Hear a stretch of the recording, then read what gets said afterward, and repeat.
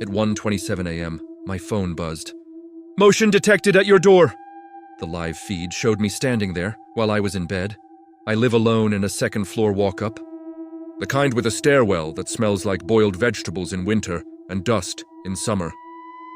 I got the doorbell camera because packages kept disappearing.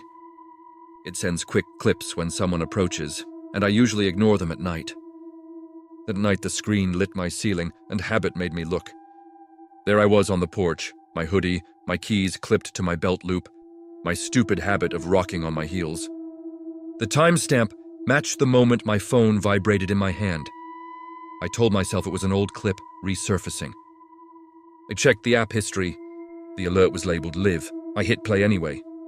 The me on the screen leaned toward the door like he was listening. He didn't press the bell.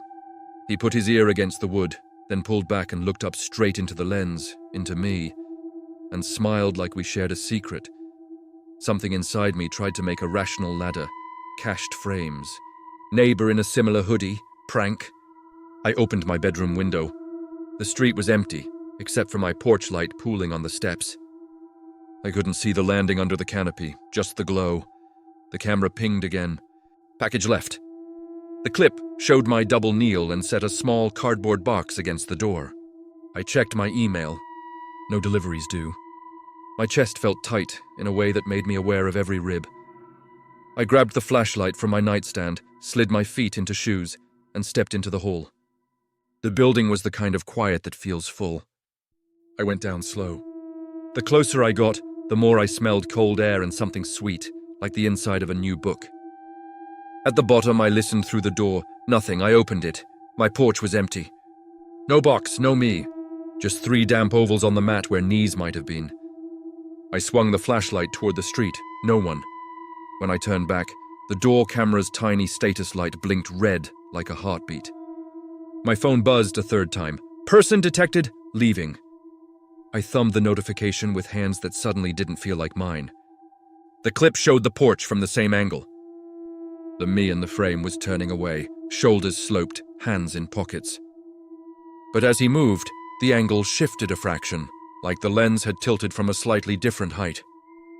For a second, a sliver of my doorway appeared, just enough to show the interior hallway behind me on screen while I stood in that hallway watching. I felt air pull across my ankles, like someone had just walked past me and up. I shut the door, threw the deadbolt, slid the chain. I should have called someone. I sat on the bottom step instead and watched the live feed. The image was a little grainy. Streetlight banding made the dark look like water. For a minute, nothing moved. Then the status changed to talking. The speaker on the unit clicked, the way it does when you hold the intercom button from inside the app. I hadn't touched it. A voice came through, mine, but too close to the mic so the consonants fuzzed. "You're home," it said, and the speaker popped. I turned off the app. The speaker popped again and went quiet. Upstairs, a floorboard creaked. My upstairs neighbor travels for work. His place should have been empty. I called out, "Hello?" the way you do when you're pretending you're not scared. No answer. The creaking didn't repeat. The hallway smelled suddenly like the outside porch light, hot metal and moths. I slept on the couch with the lights on, screen face down, door blocked with a chair. At 3:11 a.m., the camera rang the chime like someone pressed the button. The phone lit the room. I swiped before I was even fully awake. Live view, no one on the porch. The lens fogged once, as if something had leaned close and breathed. Then a new banner slid over the video. Firmware update available. I didn't update it. I unplugged it. Morning made everything dumb again. Then coffee, daylight, the sound of a bus. I told myself I'd dreamed. I took the camera down to return it and saw a thin grey smear across the top where the housing overlaps the lens.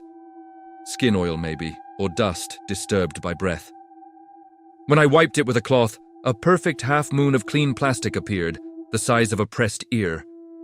I mailed the device back and asked for a refund. The company wrote a friendly email saying their logs showed unusual input noise during the night and asking for permission to analyze the raw stream. I didn't reply. I bought a peephole cover and a heavier chain. Most nights are normal again. Once in a while, always around 1:27, I wake before the phone vibrates and hold my breath. The memory of a smile shaped like mine sits outside the door in my head, counting my steps to the landing, deciding whether to knock. I don't check the feed anymore. I just listen to the wood, and if it seems to lean inward as if to hear me too, I pretend it's the building, breathing, and not an answer. I kept the chain on every night. At 12:04 a.m., the baby monitor I found in my Airbnb whispered my name, even though there wasn't a baby. I book cheap places when I travel for work, basements, and garages turned into studios, that kind of thing. This one was a neat attic apartment above a craftsman house in a quiet neighborhood. The host met me at dusk, showed me the key code, and apologized for the old house creaks. On the dresser was a white plastic baby monitor camera pointing at the bed. "It's not on," she said. "Previous guest left it." "I'll toss it later." I asked her to remove it then. She laughed, unplugged the cord, and set the camera in the closet. I watched the little ring light fade to dark. I worked on slides, ate takeout, showered, and collapsed with the skylight cracked open to let the day's heat escape.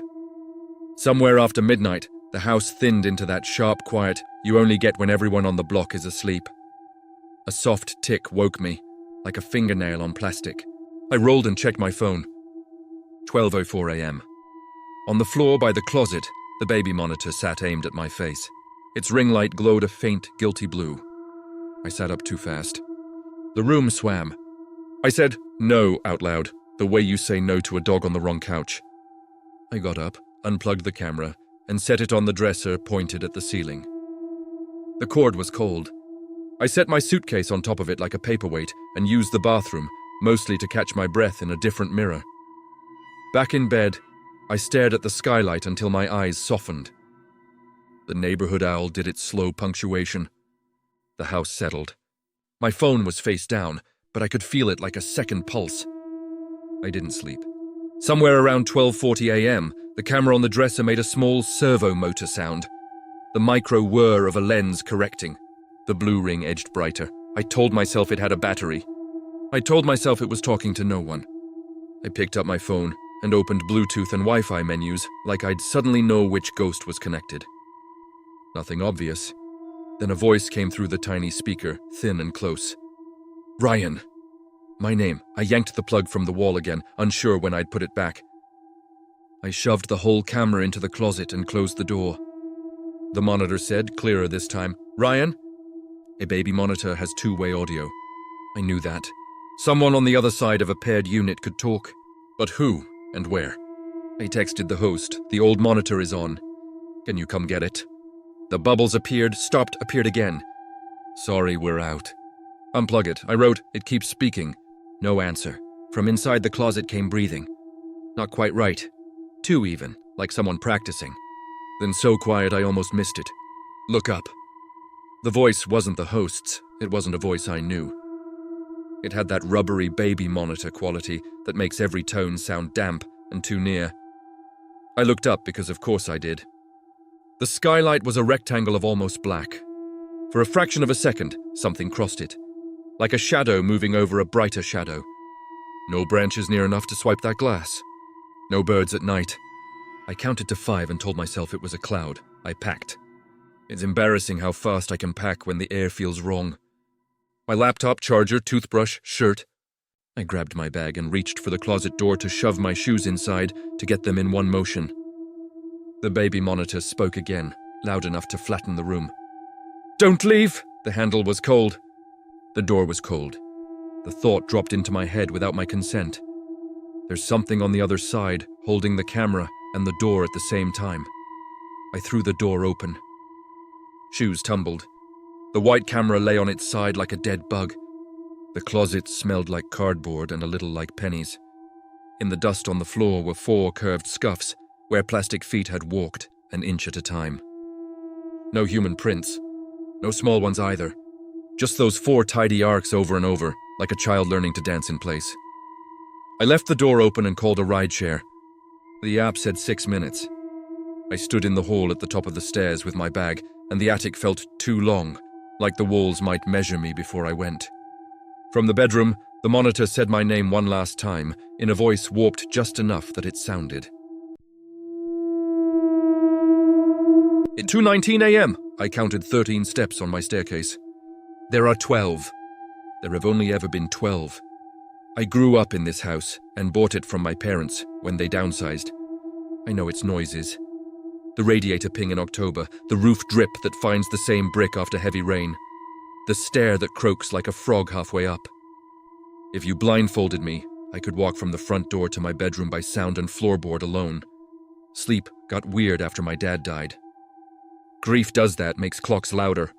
I started walking the house at night to calm my head, making circuits with tea in my hand, feeling the railing under my palm. The first time I counted 13 was an accident. I was counting to keep from thinking. 1, 2, 3, croak, 5, 6, 7, 8, 9, 10, 11, 12. My foot kept going down. I almost pitched forward. I caught the rail with both hands and just stood there on a step that didn't have a number in my mouth yet. My brain tried to paste reasons. I'd miscounted. I'd started at 0. I was more tired than I realized. I climbed back up, felt each riser with my toe and came down again out loud. 12. I laughed it off, loud in an empty house. Laughter works until you need it too much.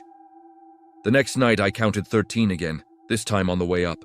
Somewhere between the frog croak and the carpet seam at the top, my foot found air where wood should have been, and then found wood where nothing had been a second before. The rail shivered in my hand like something below had let go of it. I didn't sleep. I sat on the landing and watched the dark resist getting lighter. Morning makes houses honest. Tape measures, daylight, the stupid courage of coffee. I measured the run. 12 rises, 12 treads, standard dimensions. I took photos with my phone from 3 angles. I texted them to my sister and wrote a joke. She sent a heart and a "Dad would say stop counting and go to bed."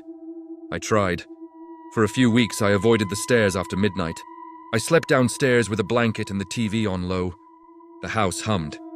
The fridge gurgled. At 2:19 a.m. on a Wednesday, the upstairs hallway light clicked on by itself. The pull chain I replaced last winter. I heard it rattle. Then a tiny sound came from somewhere between the steps, like a tongue touching teeth. I stood, angry at the part of me that was scared, and climbed. I counted. 1, 2, 3, croak, 5, 6, 7, 8, 9, 10, 11, 12, then a space. My foot hung in it, heel catching nothing, thigh tightening to keep me from falling. The railing shook once in my grip, not violent, more like someone else was holding the other end and testing whether I'd let go. I didn't. I dragged myself up on the muscle of a scared animal and landed on the hall rug so hard it slid an inch. I slept with the light on the rest of the night and dreamed of a 12th stair with a pulse. In the morning, a single scuff mark curved on the painted riser where my shoe had flailed, a crescent that hadn't been there in years of careful living. I bought a carpenter's square, and a bubble level like tools could convince me. I marked each tread with painter's tape and wrote numbers, 1 through 12. I measured the risers, uniform. That night, the tape numbers were still there, little flags of reason. At 2:19 a.m., because fear is a machine that keeps time better than any clock, I stood at the bottom with tea and told myself out loud that I was going to bed upstairs like a person. The house listened. I felt it in the way old houses do, all the wood and nails forming a choir under your weight. I climbed. 1. Tape says 1, 2, 3, croak, 4, 5, 6, 7, 8, 9, 10, 11, 12. My foot touched the hall. I exhaled a laugh that split itself into relief and mockery. Then the 13th step appeared behind me where there had been air. I didn't see it. I heard it land. Wood settled against wood with a tiny kiss of paint. My teacup trembled in my hand, china clicking its small teeth. The next night I decided to film it. I put my phone at the baseboard facing up and hit record. Midnight came and went. At 2:19 a.m. I climbed as normal, counting aloud because I needed the numbers to be anchors. I stayed awake. I stayed.